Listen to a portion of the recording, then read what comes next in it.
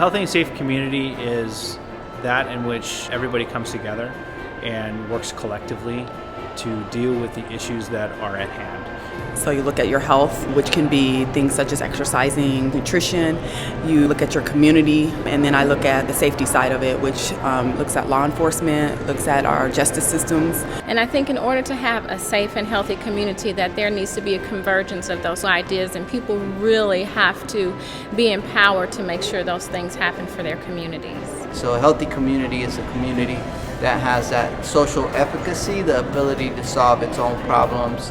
And I think that can be achieved if we all work together and put our differences aside and build off of our strengths.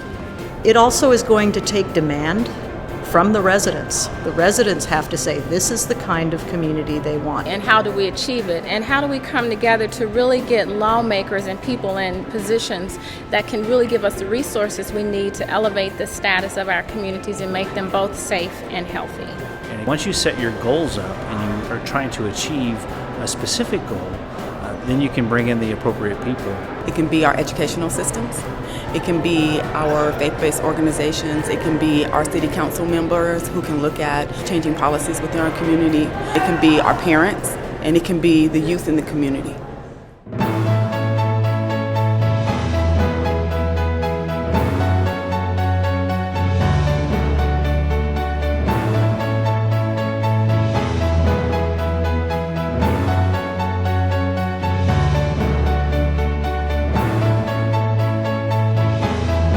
A conference like this, like the National Innovative Communities Conference, is really important because it brings together sectors that traditionally maybe aren't talking to each other. You have educators here, you got law enforcement here, you have kids here, you have parents here, and they get to talk with each other and really teach each other about their strategies, their approaches, which in the end creates one collaborative framework.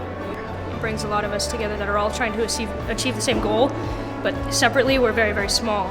So when we come together, it's more of a power, it's more of an influence on the community. And so we have over 500 people at this particular conference.